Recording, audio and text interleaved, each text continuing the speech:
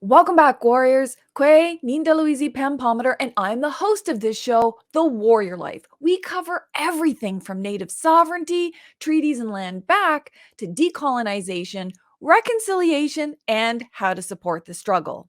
So if you're interested in hearing from native peoples from sovereign nations all over Turtle Island talk about their experiences on the front lines of Indigenous resistance, resurgence, revitalization, and advocacy, then this is the podcast for you.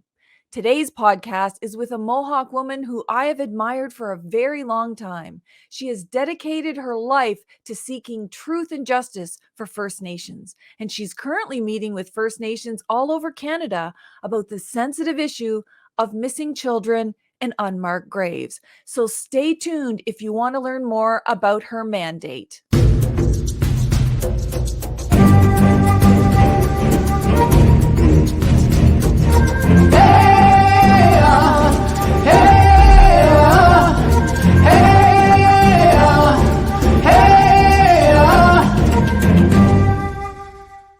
Kwe Tanse Sego Anibuju. Welcome back to the Warrior Life podcast.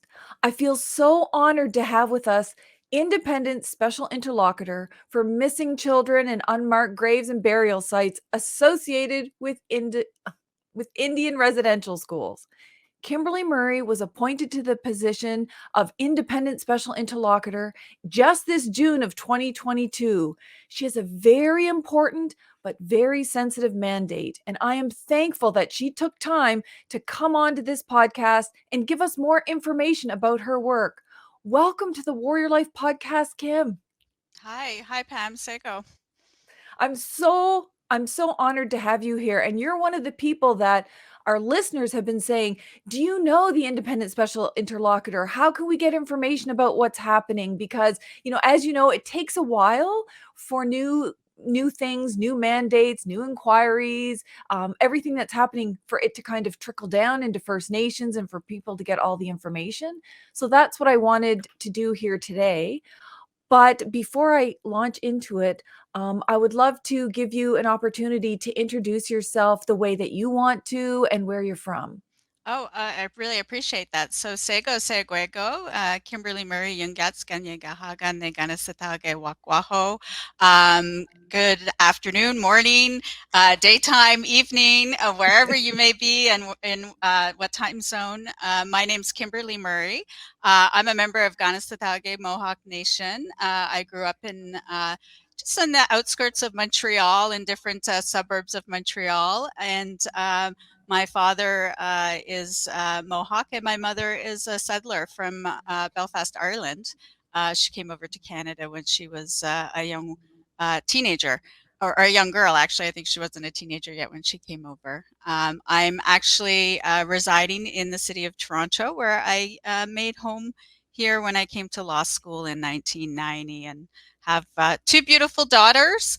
My daughters are members of Batchewana, Ojibwe Nation, and I'm very proud of them as they are young women in university right now.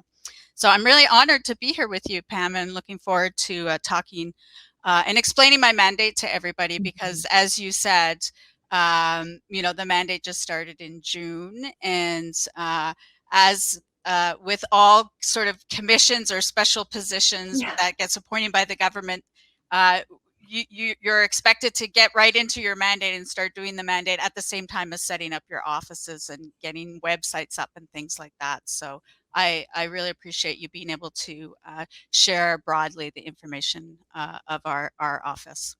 No, well, of course, I can't even imagine what that would be like to have to get going right off the hop while also getting things set up and helping people understand where things are. And before we get into some of the details of your mandate or the issue, I just want to warn any of the listeners or the viewers that we are talking about an extremely important issue, but it's also very sensitive because we're talking about missing or disappeared children, unmarked graves and burials, Indian residential schools, and all of the traumas that are around that. So I just wanted to give you a heads up. Now, Kim, before we get started, I think it's important for people to always understand who is in the position. So You have such an incredible background. I mean, you've been, like I said in the introduction, you've been dedicated to truth and justice for First Nations forever. And you were, correct me if I'm wrong, the former executive director for the Truth and Justice Commission of Canada. Can you just talk a little bit about that work? Yeah, I mean, I was the executive director of the Truth and Reconciliation Commission. I think I was like the fifth one. There was a lot other executive directors before me for very short periods of time.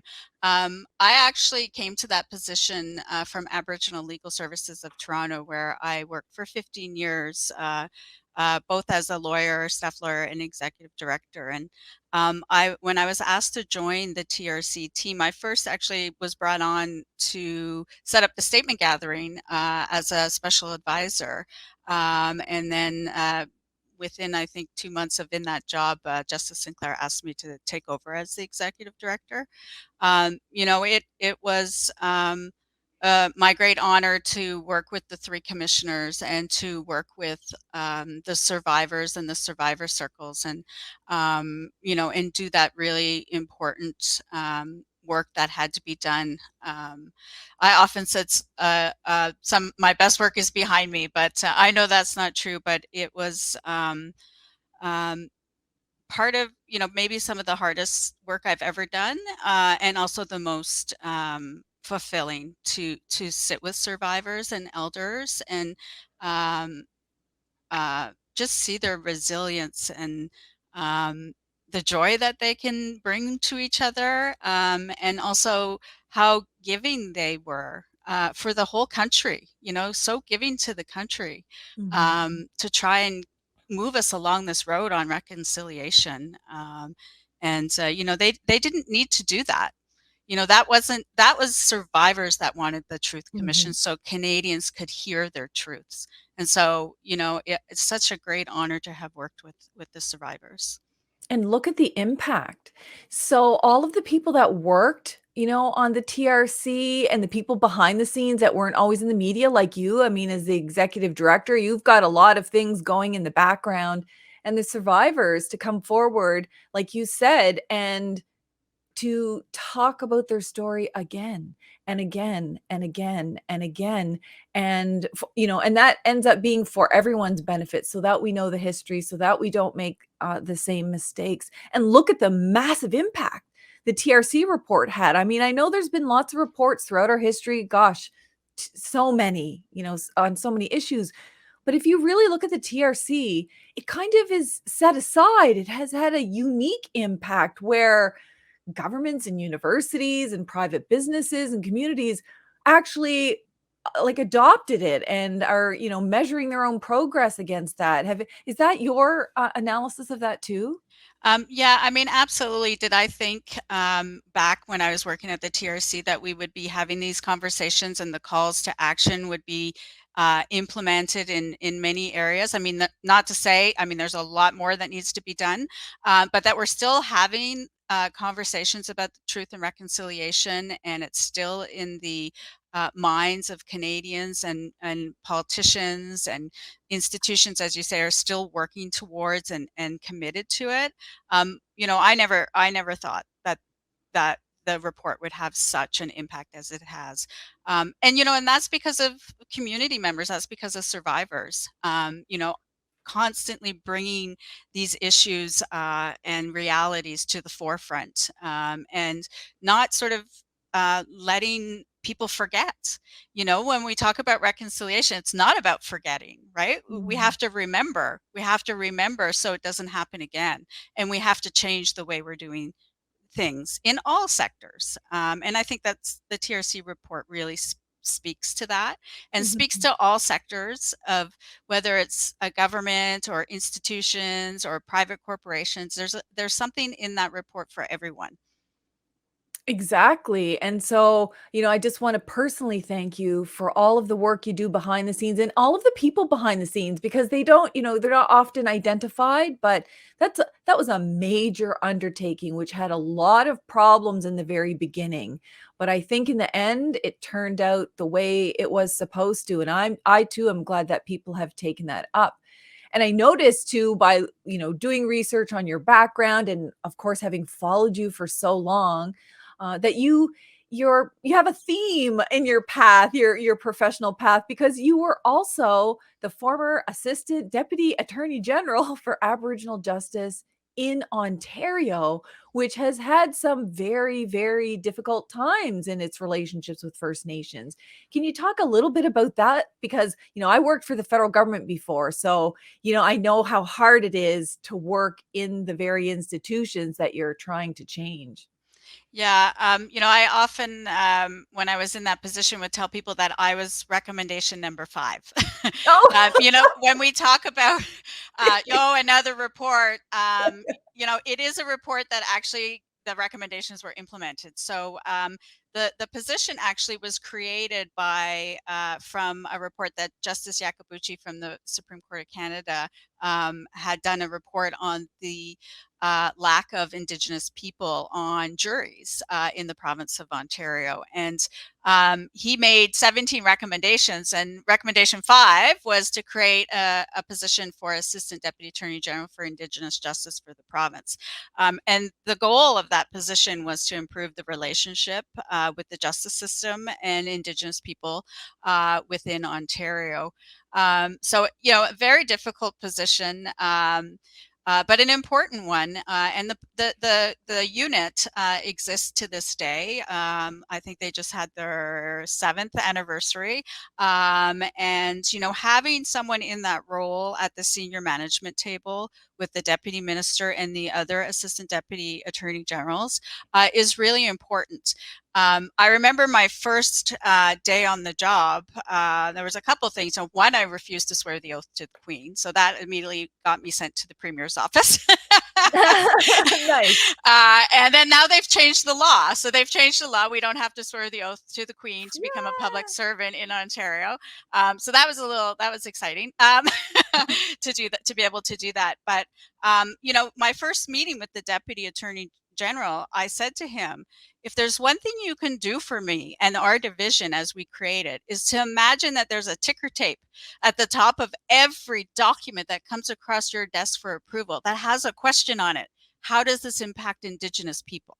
And if you don't know the answer to that, then you need to send that back to the Indigenous Justice Division so that the Indigenous lawyers that work there can have input into the document and into the law, the memo, the Yeah. briefing note, the factum. And so we were really trying to, and the division's still there, and they're doing great work under the leadership of Mary and Jocko Jibwe from Wikwimikong. We were really trying to change the Attorney General's office into lawyering for reconciliation, and what does that mean? So so again, recommendation number 5, one of the recommendations that got implemented. So there is hope. Yeah. And it's a funny way of looking at it too. It's like, hi there, my name's Kimberly and I'm recommendation number 5. But it actually is good to hear, in all seriousness, that it wasn't just a flash in the pan. You see so many governments, one minute they have an Indigenous Affairs department, the next minute they don't, the next minute it's a joint, like it's all over the place. And what we really need is some stability and certainty in relationship building. And it's really hard. So I'm happy to hear that it's still there. Yeah, it's still there. And you know what? The other thing it was such a great sort of next step for me from leaving the TRC when it ended, because I was in charge of implementing the calls to action that were directed at the justice sector Oh, in our division. So the work that the Indigenous Justice Division does and did was expanding the restorative justice programs in the province, implementing and revitalizing Indigenous laws in communities, supporting communities to do that important work, expanding, creating Indigenous bail programs, and really trying to reduce the over-incarceration rate of Indigenous people in the justice system in Ontario. So we had those calls to action delivered by the TRC, and the division continues to work on implementing them. I think every province and territory should have a similar division with an Indigenous person as the Assistant Deputy Attorney General at that management table. British Columbia came to us and consulted with us, looking at what they're doing around the Indigenous justice strategy that they have. They have not put an ADM, like a high level person, in that position. It's I believe at a director's level, and so there's still that pushing, with the people that make the decisions. Yeah, I think Ontario is quite unique in that regard.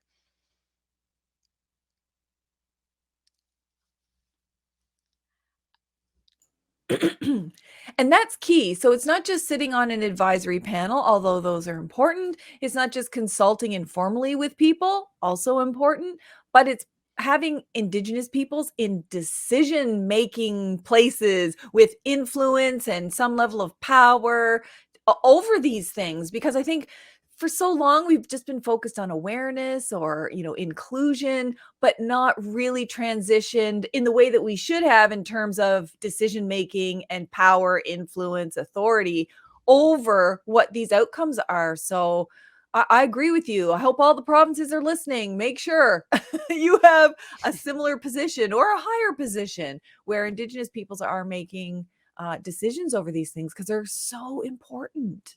Well, and I would just add, I'm a real fan of sort of the cluster hiring of Indigenous people in divisions, because just having one is very lonely. One Indigenous person in a position meant to answer everything and do everything. It's so having a whole unit filled with Indigenous perspectives from different nations, Métis and Inuit, is really important. But I must, I'm sure you maybe experienced this when you worked for the federal government. I was not seen as a collaborator, right? I'm not collaborative because I was challenging the senior management team. And it's unfortunate that for so many Indigenous people working in government that they have to, not be disruptive for them to get elevated to the next level. Like, I'm pretty sure I would never be a deputy attorney general because of that. So, my time there was my time there. I'm very proud of the division, though, and the work that they're doing. It's a real struggle. I think we all share the same feelings. You learn so much. It's good experience. You try to influence what you can. But then, at the end of the day, you're still in a system that largely hasn't changed. You're trying to make the change. And then there's all the things you have to deal with. Like, I don't know how many times people, either at Justice Canada or Indian Affairs, told me I couldn't have a say over Indigenous policies, for example, or projects, because I would be biased. And I was like, what? What? Isn't that the whole purpose? I mean, aren't you counter biased? But it's almost like there's only one viewpoint. And if it's a different viewpoint, it's a biased one because you're a woman or you're Native or something like that. And that was one of the most frustrating things to get over, because they don't see their own bias. Yeah. Yeah. We But could have a anyway. whole podcast talking about I know we should. working. We're going to focus on all of your great work, because I feel like not only have you focused on, there's a theme of justice here in the things that you've done, but you've also been a part of so many important inquests, inquiries, commissions. And one of those was the Ipperwash Inquiry here in Ontario, because as I understand, you were co-counsel for ALST, which, for anyone who doesn't know, that is the Aboriginal Legal Services of Toronto. Can you talk about that inquiry? Because for anyone here from Ontario, that was a big deal that the OPP shot and killed unarmed land defender Dudley George over what was largely a peaceful occupation of their own territories. And it was really a, a sign of how bad our relationship was between, the governments, police forces, and Indigenous peoples who most of them just want their land back, or, some recognition of their rights. And that must have been a difficult one for you to be a part of. Yeah, absolutely. And it was really early on in my career as a lawyer too. So, we got involved as an intervener, Aboriginal Legal Services, because of the work that we had been doing in the city of Toronto and around the province on policing matters. So, the legal clinic often filed police complaints and human rights complaints against different police services. So it was, Aboriginal Legal saw, a perspective that they could bring to the inquiry in relation to some of the systemic racism issues within policing. And, and when the inquiry got called, and Pam, how long it took to get that inquiry called, and the work that the George family had to do, there was so much hope that there could be some change as a result of the inquiry. But it lasted a long time, and Justice Linden, did his final report and recommendations, and there's a report where some of those recommendations are sitting on a shelf, and more needs to be done. And it's interesting to me because when I think about the connection of all the work I've been doing, and it always comes back to the land and burials, right? When there's this clear connection, and the work that I did at Ipperwash and the work that I'm doing now with survivors and communities on the missing children and unmarked burials, there's a lot of similarities in the lack of protection of Indigenous lands and Indigenous burial grounds and Indigenous ancestors. And the laws that we have, I argue and would say, come into play too late. It's too late when the shovels go into the bones of the ancestors, and we need to do better. And so obviously, I've been looking back at the Ipperwash Inquiry report and reading some of the background papers that we had available at the commission, and thinking about, wow, nothing's changed. We Yeah. haven't improved the situation. So, here's another opportunity with Yeah. hopefully with the report that I'll be issuing to maybe make some change. Well, and your background, having participated in all of these things, and obviously we can't even talk about the breadth of everything that you've done, allows you to see from a higher level all of the connections that maybe other people wouldn't make. Like the fact, that, you know, Dudley George and the importance of land to their people, and these unmarked graves, and it's on the land, and land defenders and water protectors, and like all of it always seems to come back to trying to remove us from the land. And so I appreciate that you can see so much, because it's not just racism. There's an I guess an ulterior motive behind it. It's not just, I don't like your culture. It's really, I want your land, I want your resources, we want the power and control. And it leads to all of these very sad things that we end up having to talk about. And, racism, one of the things that you were on, I believe you're also co-counsel for Aboriginal Legal Services of Toronto in the Frank Paul inquiry. Now, Frank Paul, for people who don't know, is someone who was far, far, far away from his territory. Can you talk a little bit about maybe what happened to Frank and your role in that? Yeah, so it's interesting because Frank Paul was also an Indian residential school survivor. We had learned that when we were doing the inquiry. Again, Frank Paul had been arrested by the Vancouver police and brought into the police cells, and then indicated that the officers said, "Oh, he's not intoxicated, take him out." And then he was thrown in an alleyway, and he died on the streets of Vancouver. Again, another situation where it took many, many years for a public inquiry to be called into what happened to Mr. Paul. And when the inquiry was called, Aboriginal Legal Services sought to intervene in the inquiry. And because of the work we had done with policing again and with the Ipperwash Inquiry.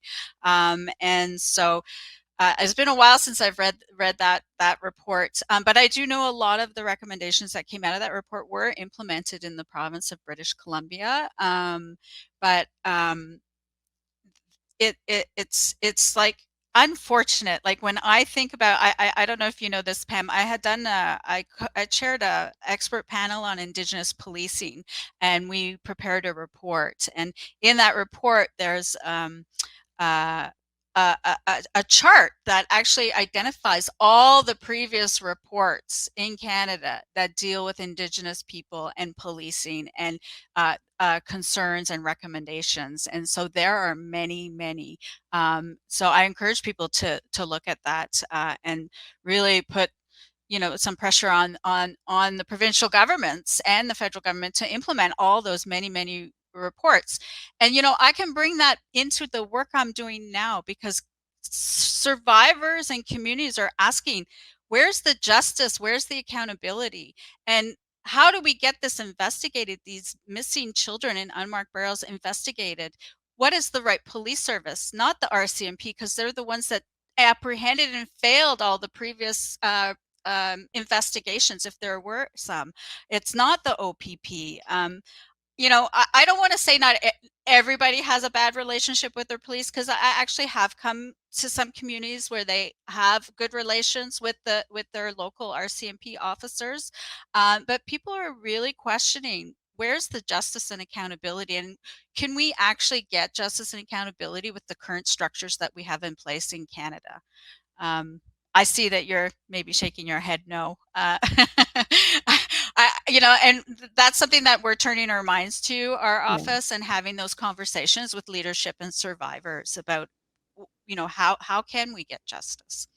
Yeah, given that we're all trapped in this system, it's not like it's going to go away tomorrow. We're constantly trying to chip away at it from so many aspects. And I was the co-author on a recent report about the RCMP and just how sexually violent and toxic and racist and misogynistic it is, and their particular roles in all of these things, residential schools, and the Oka, the siege that happened, and what's happening in Wet'suwet'en. And then to think that we could somehow just set that to the side and then say, hey, can you help us with some of these issues around missing children and unmarked burials, over which some of you would have had some kind of role, or your organization. So it's I can't imagine what it must be like for people who literally have a child that is missing, in addition to all of the survivors. So that kind of brings us to the position that you're in now. And the reason why I wanted to talk about the things that you've done in the past is so that people understand where you're coming from. It's just like a random appointment. It is, you have this huge background in dealing with the unjust deaths of our people, trying to find truth, speaking truth to power, not trying to water it down or soften it in any way to fit like a government political rhetoric. So can you talk about your mandate? Now, it's really long here on the screen. If you're watching it on YouTube, it's the Independent Special Interlocutor for Missing Children and Unmarked Graves and Burial Sites associated with Indian residential schools. But I talked to Kim before this, and she says generally she calls it Special Interlocutor for Missing Children and Unmarked Burials. And I think that's probably a little bit easier way of saying it. But how did this come about? Why did this come about? And can you share some of your mandate? Yeah, well, oh boy. So first of all, I get asked this question all the time: what is an interlocutor? And I actually didn't know what it was either when I heard the term. And I like to joke, because someone once said to me, "Are you an interloper?" um, and so, essentially, the position is to sort of coordinate and be a liaison between communities that are doing the sacred work of recovery and with the government of Canada. I'm told that I'm to engage with survivors and leadership and survivor organizations and communities to find what their concerns and barriers are as they're trying to recover the children. And so it's interesting because, as everyone knows, when Kamloops came and did their announcement of the 215, Canada almost immediately came out and said they were going to appoint a special interlocutor. It took them almost a whole year to get the terms of reference in place. I understand that and people can correct me if I'm wrong on this, but this is what I was told, that Canada consulted with the national Indigenous organizations on what the mandate should be, and with individual leadership in different communities that had already commenced the searching on the grounds of their territories. As you know, and we touched on this a little bit, our laws in the country do a poor job in protecting burial grounds of Indigenous peoples. And so part of my work is to look at what the legislations are and make recommendations for a new federal framework. We do not have a national law to protect these grounds, and we don't have easy access to many of the grounds. You talked early on about land back, and my mandate actually has a clause in it that I call is land back, because it tells me to look at and make recommendations how land can be returned to First Nations where the burial grounds are. And so, we all know that lands were expropriated by the federal government to put these institutions on them, and they weren't necessarily returned.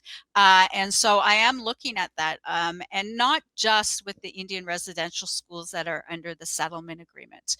I'm looking at those that aren't part of the settlement agreement, and also the lands of other associated sites.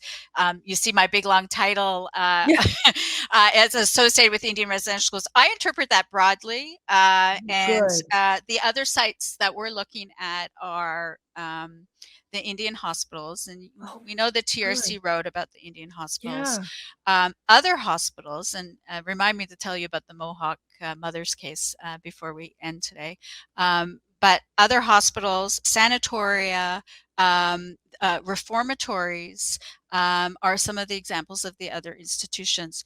I mean, it's like no surprise that children were transferred from Indian residential schools to these other entities. And when I'm speaking to people about these other institutions, I give these examples. You have a child taken from their community, put in an Indian residential school, they run away. The RCMP, the OPP, the Toronto Police. I mean, there's records of Toronto Police even getting kids from the Mohawk Institute. Go Wow. and get them and return them to the residential school. They get punished at the residential school. They run away again. The police grab them again, and then they get charged. And they go to the provincial court system. And then we have judges who order these children, to be placed in reformatories. And then they're sent to St. John's, St. Joseph's. Those are some examples of reformatories in Ontario. And it's just a whole nother experience. And these institutions were operated by the same institutions that were operating Indian residential schools. And then we're even seeing in the records that kids were then sent from the reformatories back to the Indian residential schools. So, this trading and transferring of children all around these institutions. And Pam, recently I was at a gathering in Thunder Bay, and it's really spoke to me. A survivor said to me, "We didn't know where we were. We didn't know if we were in Mm. a residential school, a hospital, a reformatory. All we know is we were taken out of our communities and put in these bad places where bad things happen to us." And I have like survivors contacting me, elders contacting me and saying, "Can you find where I was?" They don't Oh. even know where they were, and I'm trying to find them in the residential school records. So to tell them if they were in a residential school, and then when we can't find them in the residential school, we're like, well, where were they? They don't know. Just imagine being a 5-year-old child No. taken out of your remote community and brought somewhere in southern Manitoba or southern Ontario or Quebec and not knowing where you were. It's There's a lot of incredible. unanswered questions for many, many people. Yeah, and to think, now the onus is now on survivors of all of these institutions to come forward, have dates and times and names, and if they don't even know where they were, how are they supposed to know the name of someone that they had to call, father, for example? How are you supposed to know any of that? So there's still a significant amount of injustice in terms of the burden that's on all of these survivors or the families of survivors or their representatives to try to actually find out things like that. And, I'm glad you answered that because that was going to be my number one question. Please tell me, are you covering more than just Indian residential schools? The fact that you're covering, day schools or Indian hospitals or sanatoriums and youth correction institutions, because if they're going back and forth between all of these things, I mean, we know what happens to people, and even not Indian hospitals. Like, look at the modern day circumstances we know where people have died outside of those hospitals. So you can only imagine that it would have happened in the past as well.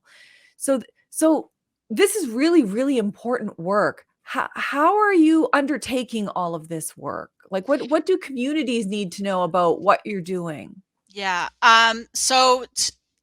I think it's probably physically impossible for me to go to every single site of every Indian residential school, former residential school, Indian hospital, reformatory.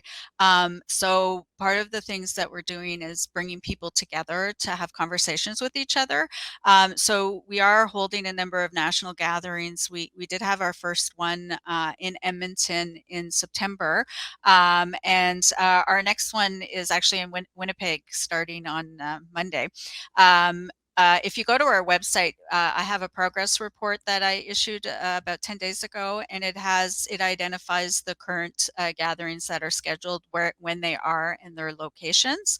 And some are meant to, of the gatherings are meant to just bring the communities that are doing this work together so that they can share experiences with one another, learn from each other, help one another.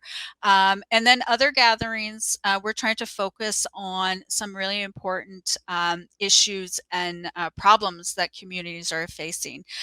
For example, our gathering in Vancouver in January is going to focus on Indigenous sovereignty over knowledge and data.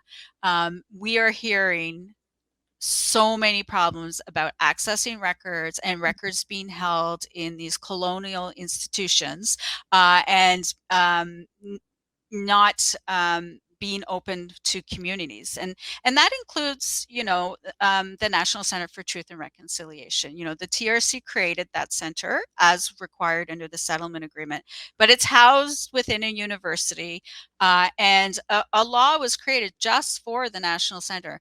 But maybe we need to look at that law and make it more accessible. It is taking months and months and months, up to 8 months for some communities to get their memorandum of agreement so that they can access the records of their own community and their own peoples. And Wow. so we need to fix the National Center. If it's a Yeah. resource issue, we need to get them the proper resources. Mhm. And we have the UBC Dialogue Center. Same, they only have a subset of the records that the TRC collected. There were 5 million records that were collected by the Truth and Reconciliation Wow. Commission, and they were collected from the federal government and the church entities. Those are all housed at the National Center, and communities need to have access to those records. But I encourage everyone to think about um, where else there are records. Before I took my job as the special interlocutor, I was working with Six Nations of the Grand River to set up the Survivor Secretariat there, and they are doing the search at the Mohawk Institute, the longest operating Indian residential school in the country. And we quickly learned as we started going through records that there are records with the city, the city of Brantford. There are records with the province of Ontario. There are records in universities. I mean, I'll give you an example.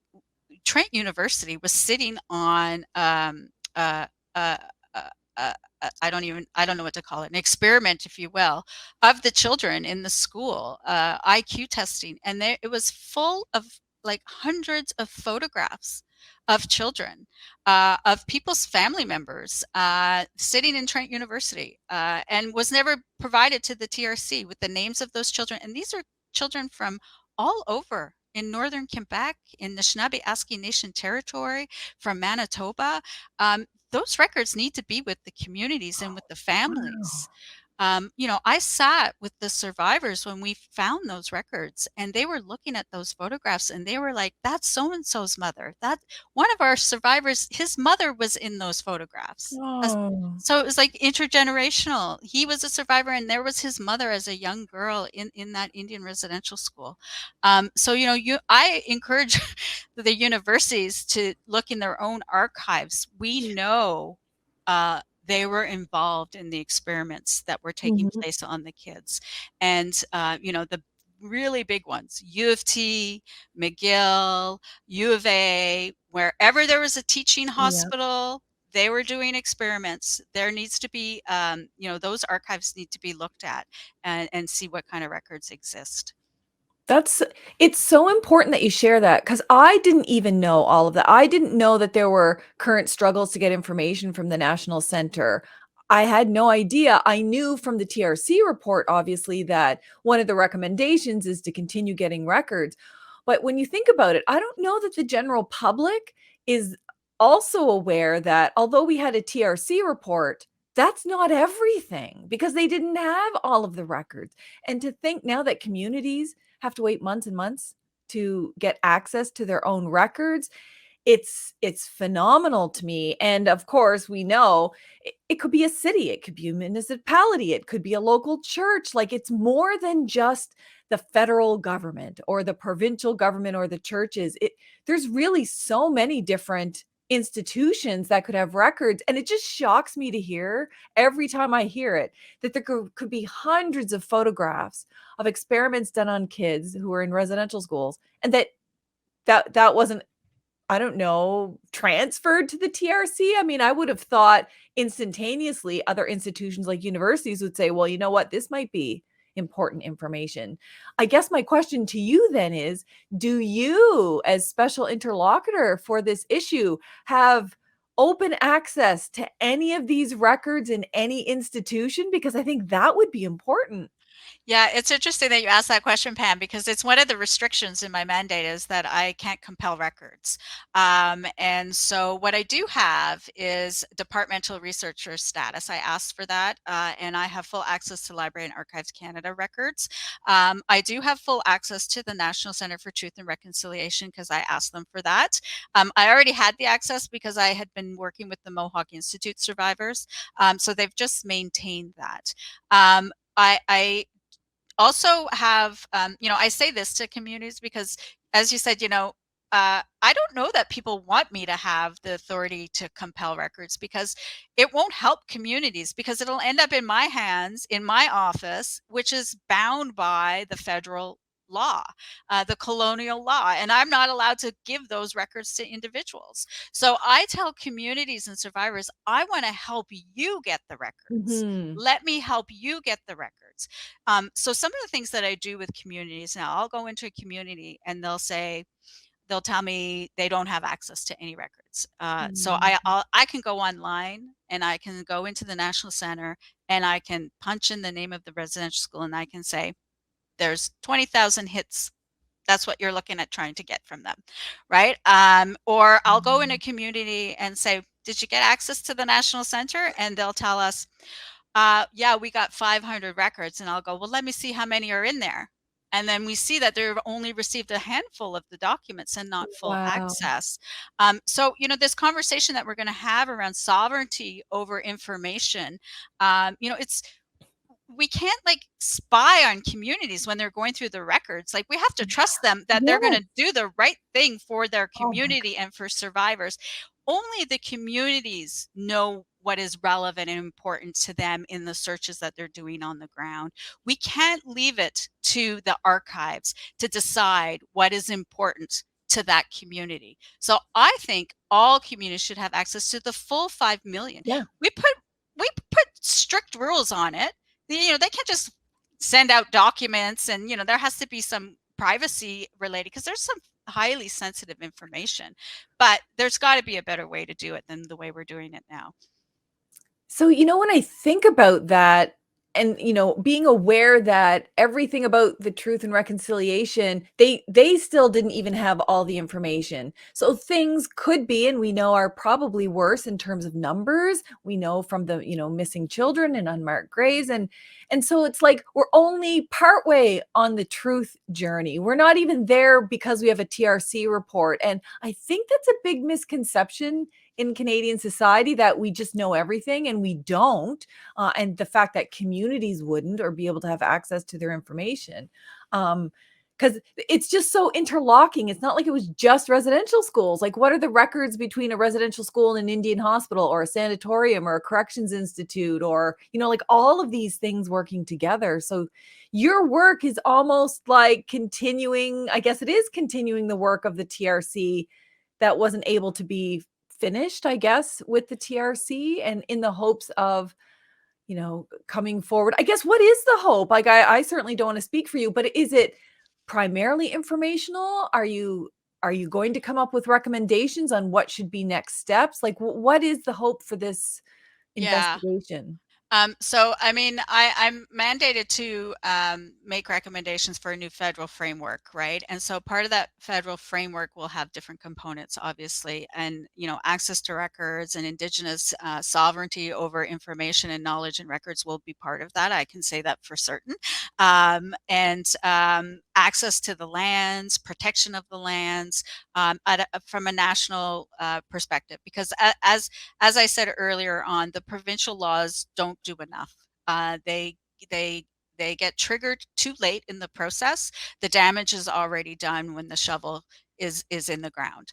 And so, maybe Pam, I can just tell you a little bit about a case that just happened in Montreal.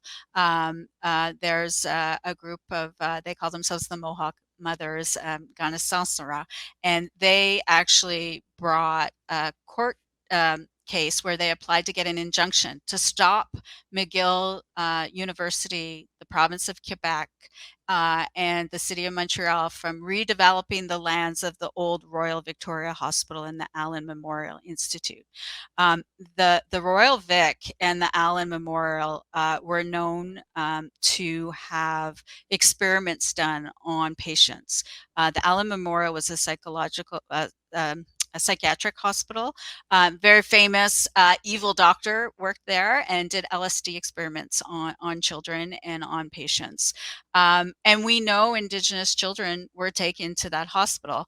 And we know in particular that Inuit were taken there and were never returned home, because that was the policy of the government. There was a written policy that we were not to return Indigenous children back to their home territories if they died in any of these institutions. So they are buried all over Turtle Island. Children are buried all over, whether it's in marked cemeteries or unmarked graves.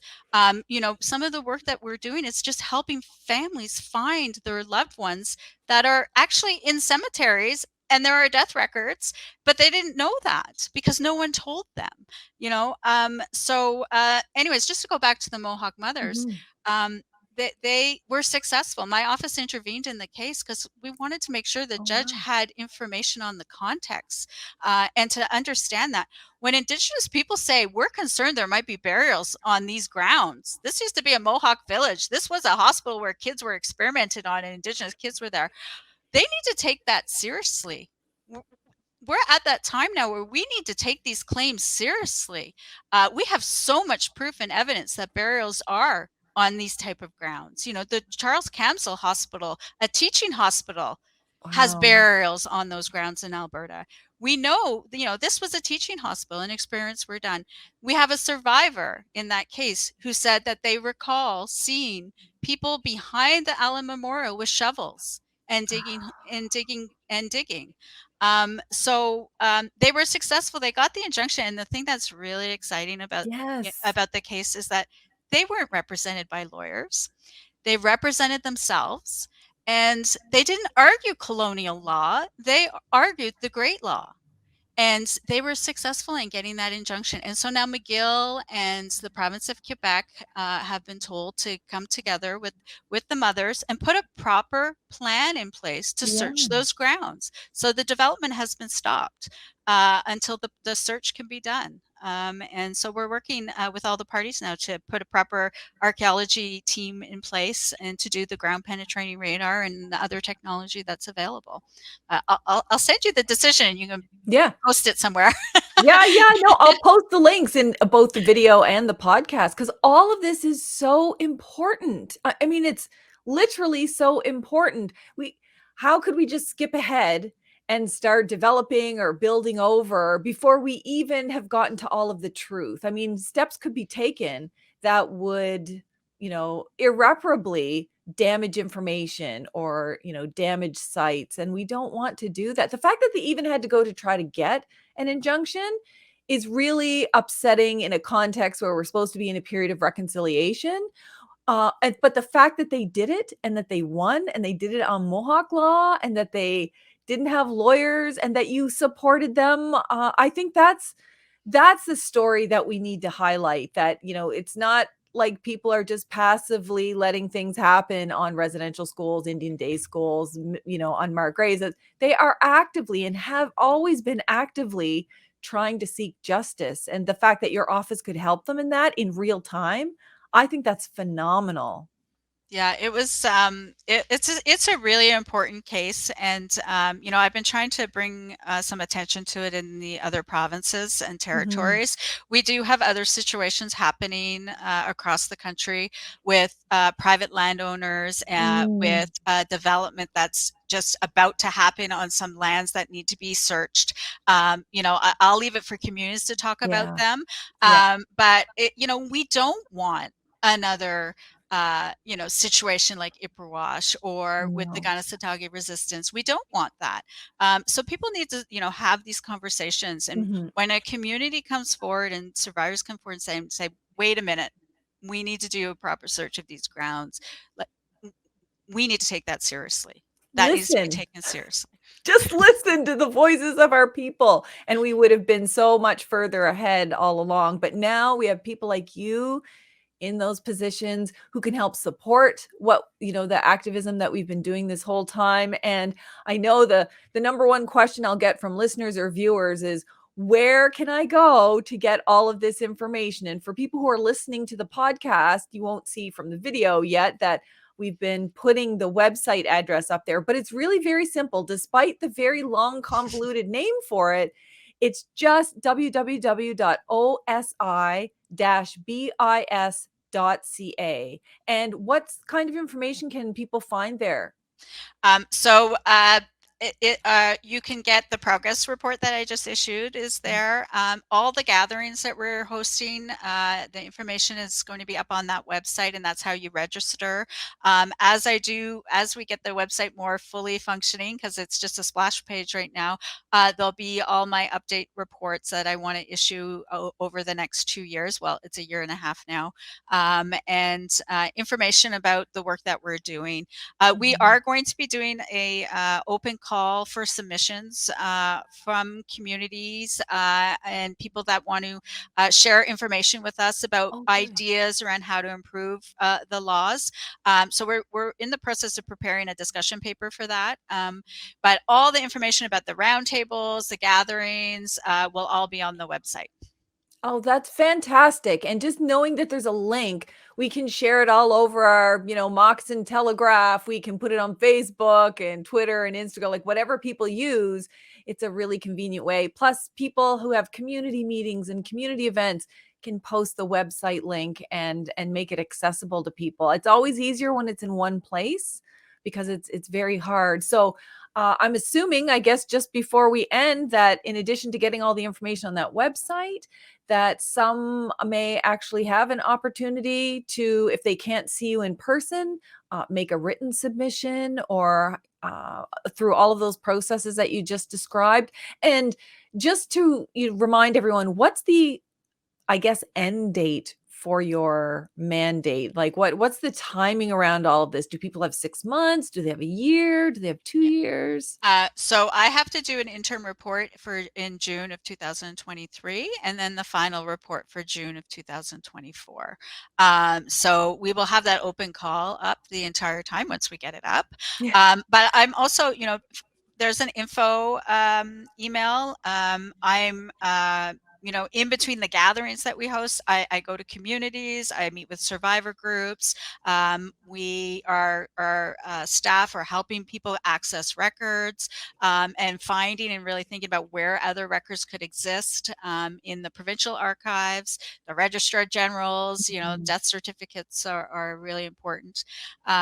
So all that information will be on the website. But the other thing is, we are recording our gatherings, and so the videos will be up. Oh, good. We do have some sessions that aren't recorded, like in the breakout sessions, but the main plenary sessions are all recorded, and folks can go and watch back if they're not able to attend the gatherings. Oh, that's so great. Because I'm the kind of person that does just that. You can't attend everywhere, but you want to know what's the theme, what are issues people are raising, what are things I should, raise. It's so much better when you have the recordings. It makes it far more accessible. But before we let you go, is there anything else we need to know? Is there anything that you think is important for people to know? You've given lots of great information, or ways that maybe Canadians can help support this process. Yeah, I think one thing I just want to make sure people understand, that the funding that's available from provinces and from Canada includes those communities that don't have a former residential school on their territory. So I hear that question a lot. Impacted communities that had their children taken to the residential schools want to participate and want to do their own research of the records, and they want to participate in some ways. So I just want people to know that that's available for them, the funding as well. Okay. So it's not just and I'm using air quotes with my Yeah. caretaker communities. I'm Yeah, not a yeah. fan of that term, but that's a government term that's been used. The other thing is, it's really important that we push governments to increase the funding for Yes. wellness supports for communities.